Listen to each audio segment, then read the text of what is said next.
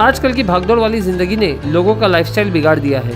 बाहर का खाना, वक्त बेवक्त सोना, एक्सरसाइज न करना, जिसकी वजह से कई बीमारियां पकड़ लेती है, जैसे high BP, high sugar, high cholesterol, uric acid, obesity जैसे। लेकिन doctor Phalke's hope diabetes and medical centre में ये सारी बीमारियां न सिर्फ कंट्रोल होती है बल्कि रिवर्स भी होती है।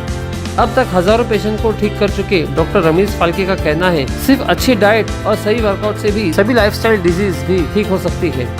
अगर आपको ऐसी कोई शिकायत है तो जरूर विजिट कीजिए doctor Phalke's hope diabetes and medical centre, behind Haji motor, below galaxy hotel, Vanjarpatti नाका, वाड़ा रोड, भिवंडी। भिवंडी शहर में 20 मई को खत्म हुआ चुनाव। एनसीपी शरद पवार गुट के बाले मामा को भिवंडी की जनता ने खूब प्यार दिया।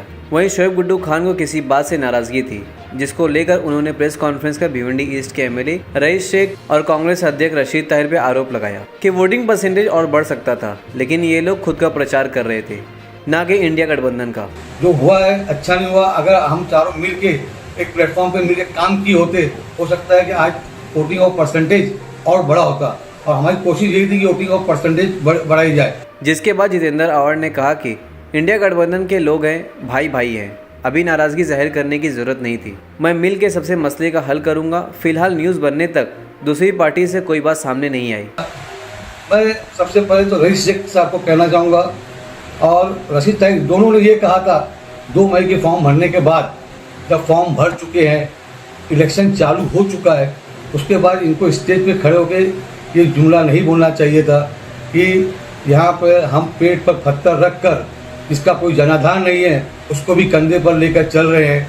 और ये रईस शेख ने ये कहा। इसी तरीके से रशीद ताहिर मोमी ने भी यही इशारा दिया कि राष्ट्रवादी पार्टी का यहाँ पे क्या है, तो भी हमको मजबूरन काम करना पड़ रहा है। सुनते हैं जितेंद्र अवार्ड ने और क्या कहा। क्या कहेंगे, भिवंडी की राजनीति में कल से खलबली सी मची हुई है। जिस तरह से देखा गया, महाविकास आघाड़ी के उम्मीदवार को जिताने के लिए सभी पार्टी दल के लोग एकजुट होकर उन्हें जिताने में जुटे हुए थे, लेकिन भिवंडी शहर के जिला अध्यक्ष का जो एक बयान आया, जिसके कारण काफी घमासान सा बचा हुआ भिवंडी शहर की राजनीति। एक तो पहली चीज़ मैं कहना चाहता हूँ कि ये चुनाव भाजपा के विरोध में पूरे भारत की आवाम लड़ रही है।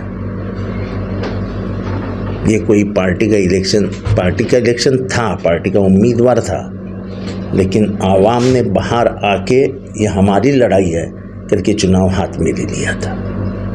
दूसरी बात है कि अब चुनाव हो गए हैं, हम गठबंधन में लड़े थे, किसने काम किया किसने किया नहीं, ये सब भूल जाने की ज़रूरत है, क्योंकि आने वाले 3 महीने में फिर से अपने को एक होना है, फिर से चुनाव लड़ना है। क्योंकि जब तक महाराष्ट्र से अपन इनको निकालते नहीं, तब तक हमारे हर मसले में वो बीच में आएंगे। जैसे उन्होंने कहा है कि हम शरीयत को बाजू में करेंगे, तो शरीयत को बाजू में जैसे हिमाचल प्रदेश में किया गया है, उधर के राज्य सरकार ने किया है, तो इधर भी राज्य सरकार अगर हम साथ मिलकर नहीं लाते हैं, तो हम जो कह रहे हैं कि संविधान बदला जाएगा, वो संविधान बदला जाएगा। तो इसके लिए सभी ने, किसी का मन दुख है, मैं मानता हूँ कि दुख है, कोई जगह कहीं गलतियाँ हुई, पर गलतियों के ऊपर उंगली रखने का ये वक्त नहीं है। अब शांति से दिमाग, सर पे पत्थर रख के, पत्थर नहीं, क्या बोलते हैं उसको, बर्फ रख के शांत रहो। 2-3 दिन गुस्सा रहेगा, उसके बाद फिर से हमको एक ही होना है, हाथ पकड़ के ही चलना है, क्योंकि अभी 3 महीने में विधानसभा के चुनाव है। लेकिन सर क्या कहेंगे, कहीं ना कहीं नाराज़गी है। तो मैं इसीलिए बोल रहा हूँ कि आवाम को हम इतना ही बता देना चाहते हैं कि आपका मैं शुक्रिया अदा करता हूँ कि आपने राष्ट्रवादी कांग्रेस के समर्थन में बहुत ज़्यादा बढ़ चढ़ के समर्थन दिया है। आपके बारे में क्या कहूँ, ये इनका जो है वो अंदरूनी जो कोई गुस्सा है, वो गुस्सा बाहर निकल गया है। आप तक की भी बात पहुंचाएगी, जिस तरह की जानकारी दी गई है। अरे दुनिया की बातें अगर आती है तो ये तो भिवंडी है, यहाँ से 15 किलोमीटर दूर है, मेरे पास बात नहीं आएगी क्या?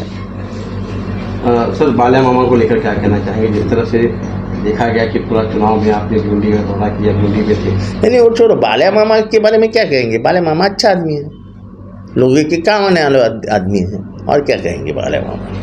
मतदाताओं को जिस तरह से उन्होंने अपना मत डाला उसको क्या कहेंगे? नहीं ऐसा, जब तक चुनाव के नतीजे बाहर नहीं आते मैं कभी भी ज़्यादा बात नहीं करता हूँ। चुनाव के नतीजे अब बंद है, दरवाजे में है। 3 महीने का हवाला दे के 3 महीने बाद फिर से चुनाव लगने वाला है, लेकिन इस तरह 3 महीने के बाद आपने कहा कि एक बार चुनाव लगने वाला है, तो लगेगा ना, विधानसभा का चुनाव आएगा ना 3 महीने में। जो टिप्पणी की गई है सर, इस पर क्या लगता है आपको? फिर से ये टिप्पणी वो नहीं करते तो अच्छा होता, पर उनके भी दिल में बहुत ज़्यादा गुस्सा है, पर ये गुस्सा व्यक्त करने का समय नहीं था।